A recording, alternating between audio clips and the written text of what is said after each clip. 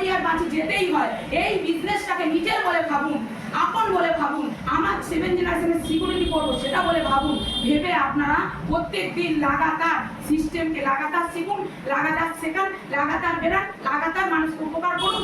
আপনারাও এই ভালো জায়গায় এখানে পেয়ে যাবেন। এই স্টেজ শুধু আমার না, এই স্টেজ যারা মনে করবে যে আমার পক্ষে সম্ভব, আমি কথা বলতে পারি, ঈশ্বর আমার ভিতরে সব দিয়েছে। আজকে ঈশ্বর আমার ভিতরে চোখ, কান, নাক, বিবেক, চৈতন্য, জ্ঞান সব দিয়েছে। তাহলে আজকে কার ভিতরে এখানে নেই জ্ঞান, বুদ্ধি, বিবেক, চৈতন্য? তাহলে কেন পারবো না? এখানে নিজে খাবো, অন্যকে খাবো, নিজে উপকার পাবো, অন্যকে পাবো, নিজে ইনকাম পেয়েছি, অন্যকে পাবো। এটাই তো। আর তো কঠিন কিছু আমি দেখছি না। কঠিন বলে এখানে কোনো কিছু নেই, সিম্পল, সব সিম্পল ব্যাপার আছে।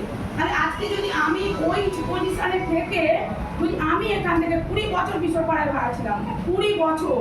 অনেক মানুষ বললো কি বলছে 20 বছর ভাড়া থেকে এখান থেকে টেকনিক্যাল না হলেও স্টার প্ল্যাটিনাম টিপিন নিয়ে তারপর আমি গিয়ে জায়গা কিনেছি, 10 করে বাড়ি করেছি। তারপরে এই সিস্টেমে আছে। তাহলে এখনো যদি আমরা পিছিয়ে থাকি তাহলে আমাদের কিন্তু আমাদের পরের জেনারেশন আমাদেরকে জবাবদিহি দিতে হবে। মা, তুমি তো আর্টসেন শুনেছিলে, তুমিও তো কাপড় কিনেছিলে, তুমিও তো প্রোগ্রামে 2-4 দিন যেতে, কেন তুমি পারোনি? তখন মা কি বলবে? আমি কি বলি, থাকতাম ফ্যানের হাওয়াতে ঘরে থাকতাম, তখন কি বলবে মা? তখন ছেলে মেয়ে মাকে ছাড়বে না, জবাবদিহি হতে হবে। কারণ এই সিস্টেম অন্য দেশে পড়াশোনা চালু হয়ে গেছে 7 ক্লাস থেকে। এখনো ভারতবর্ষ সব কিছু পিছিয়ে, তার জন্য ভারতবর্ষের মানুষ বুঝতে পারছে না এটা কি সিস্টেম আছে। এই সিস্টেমের মাধ্যমে ভারতবর্ষ অর্থনৈতিক স্বাধীনতা দিতে চলেছে। এখনো যদি পরিবর্তন মানতে চায় না মানুষ, পরিবর্তন মানা খুব কষ্ট, তার জন্য কিন্তু মানুষ পিছিয়ে যাচ্ছে। কেউ পিছাবেন না, সব আগিয়ে আসুন, আগানো দিন এসে গেছে।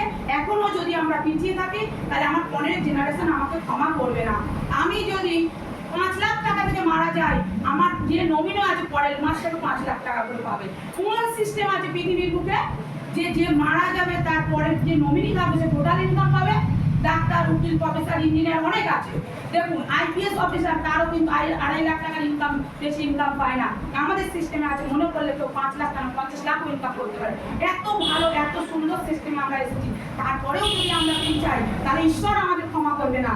ঈশ্বর সবার জীবনে সুযোগ দেয়, সেই সুযোগটাকে কাজে লাগাতে হয়। আজকে আপনাদের কিন্তু সুযোগ দিয়েছে রোগ মুক্ত হওয়া, অর্থনৈতিক স্বাধীনতা পাওয়া, নিজেদের সব জ্বালা যন্ত্রণা থেকে মুক্তি পাওয়া, সেই সুযোগ কিন্তু এখানে দিয়েছে। যারা আমরা বিশ্বাস করবো না, যারা মানবো না, যারা চিনবো না, তারা কিন্তু ওই এখান থেকে বাইরে যাবো, সব এখানে ঝাড়া মেরে রেখে চলে যাবো, এখানে ঝাড়া মেরে কেউ যাবো না। আজকে আপনারা আমাকে কেউ শুনতে আসেননি, আজকে সুটা নিতে এসেছে। শুনিলে হয় না, সুটা নিতে হয়। শুনবেন না, খালি সুটা নেবেন, নিয়ে বাড়ি যাবে। যে আজকে এই মহিলা পড়াশোনা জানেন, এই মহিলা যদি পেরে থাকে আমরা কেন পারবো না? লোক ছিল না, বাপের বাড়ি শ্বশুর বাড়ির কোনো লোক সাপোর্ট করিনি, তারপরেও আমি এই জায়গা পেয়েছি। এখান থেকে ইচ্ছা থাকলে না উপায় হয়, এটা জানবেন। আর এটা আমার প্রবল ইচ্ছা শক্তি ছিল, আমি নিজের পায়ে দাঁড়াবো। কারণ আমি ছোট্ট থেকে আমি কাজ করি। বললাম অর্থনৈতিক অবস্থা খারাপ ছিল, 4 বোন, বাবা ছিল না, ভাই ছিল না। প্রথমেই বলেছি সত্য কথা, ক্লাস 4 থেকে আমি কাজ করি, ক্লাস 4 থেকে। আসলে ফুল তুলে দিতাম, তখন আমি টাকা পেতাম, সেই সময়ের কথা বলছি। তাহলে এই জায়গায় এখন আসন তো গেছে, আসনের পাটা তো নেই। তাহলে যাই হোক, সেই জায়গা থেকে আমি যদি এই জায়গা পেতে পারি দিদি, আপনারা কেন পাবেন না? আপনাদের বিবেকের কাছে জিজ্ঞাসা করুন, আপনাদের ভিতরে কি নেই, কোন শক্তি নেই? আজকে মহিলা বলে আমরা পিছিয়ে আছি, কেন পিছিয়ে থাকবো? আজকে দেশের প্রধানমন্ত্রী সে কিন্তু মহিলা ছিল, ইন্দিরা গান্ধী। আজকে দেশের মুখ্যমন্ত্রী সে কিন্তু মহিলা, কে? মমতা ব্যানার্জি। আজকে যে আমাদের যে তোমার আইপিএস অফিসার, উনিও তো মহিলা। যে ওই যে ওনার নামটা কি যেন, কিরণ বেদি, উনিও তো মহিলা। ভ্যালেন্টিনা তেরেসকোভা, উনি কিন্তু মহাকাশী, উনি ছিল মহিলা। আজকে মা দুর্গা দশভূজা, সেও মহিলা। মা কালী, সেও মহিলা। তাহলে কেন আমরা পিছিয়ে আছি, কেন পিছিয়ে থাকবো? আজকে এটা আপনাদের বিবেকের কাছে আপনারা জিজ্ঞাস করুন না, কি ভাববেন? নিরলয় বসে ভাববেন যে এই মহিলা কি বলছে। তাহলে পড়াশুনো জানে না, কিছুই জানে না, কেউ সাপোর্ট করবি, তারপরেও এখানে 50-60 টাকা ইনকামের জায়গা। গত মাসের আগের মাসে 1,20,000 টাকা ইনকাম এসেছে। তাহলে এই যে 1,20,000 টাকা ইনকাম পাওয়ার মতো কোন জায়গায় আমার সুযোগ আছে? আজকে আমি কি বড় ডাক্তার হতে পারতাম, না উকিল হতে পারতাম, না প্রফেসর হতে পারতাম, না ইঞ্জিনিয়ার হতে পারতাম, কিন্তু আমি মহিলা, এখান থেকে তো পড়াশোনা জানি না, তাও পড়েছি। তাহলে এখান থেকে আপনারা কেন পারবেন না? আপনারা ভাবুন, একটু মনে নিন, বিশ্বাস করুন যে সব সম্ভব। আমি যদি ইচ্ছা থাকে আমার পক্ষে সব সম্ভব, এটা ভাববেন। আমি আজকে যেহেতু আমি যতটুকু কথা বললাম, যে অ্যাচিভমেন্ট, যে জায়গায় অ্যাচিভ করেছি, সেটা সবার ভালোবাসা। আমার গুরু, আমার পথ প্রদর্শক এখানে বসে আছেন, উনিও কিছু কথা বলবেন যে ইনকাম কোথা থেকে দিচ্ছে এই সিস্টেম।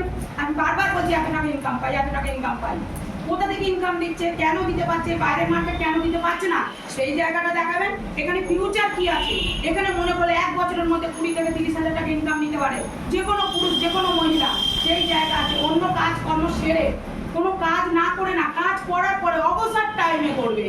কাউকে যে যা কাজ করছেন কেউ কোনো কাজ ছাড়বেন না, সেই কাজ করার পরে এই কাজটা, যে টাইমটা আমরা প্রধানমন্ত্রীর ভুল ধরি, রাষ্ট্রপতির ভুল ধরি, অন্য দোকানে পেপার পড়ে সময় নষ্ট করে দেখি, টিভিতে রিমোট নিয়ে সময় নষ্ট করে ফেলি, সেই সময়টা এখানে দেবেন, দিয়ে আপনারা শিখুন, একটু ধৈর্য ধরে বিশ্বাস করে আপনারা শেখার চেষ্টা করুন, আপনারাও এই জায়গাটা পাবেন। আমার গুরু এখানে বসে আছেন, নাম কার্তিক ঘোষ, বাড়ি কড়া কলমগাছি, সিস্টেমে টেকনিক্যাল এক্সপার্ট। টেকনিক্যালেরও কিন্তু ধাপ আছে, technical pearl, star pearl, emerald, star emerald, ruby, star ruby, sapphire, star sapphire, diamond, star diamond, এতগুলো টেকনিক্যালেরও ধাপ আছে। আমার গুরু, আমি ওনার হাতে তুলে দেবো। আমিও আজকে অনেক কিছু এখানে শিখতে এসেছি, আমিও শিখবো। কেন প্রতিনিয়ত আমার ভিতরে চেষ্টা রাখতে হবে, আমি শিখবো, আমি করবো, আমার দ্বারা করা সম্ভব। এই জায়গাটা আমাদের ভিতরে আনবেন, সবার আনা উচিত। আমি যেটা এখনো পর্যন্ত সেটা রেখেছি যে আমি শিখবো, তাহলে আপনারাও শেখার চেষ্টা করুন, আপনারাও পারবেন। এখানে টেকনিক্যাল অ্যাচিভার, ওনাকে এমনি নর্মালভাবে ডাকবো না, সবাই উঠে দাঁড়িয়ে করতালির মাধ্যমে, সবাই স্যারকে আমি ডাকবো, সবাই উঠে দাঁড়িয়ে দিবেন।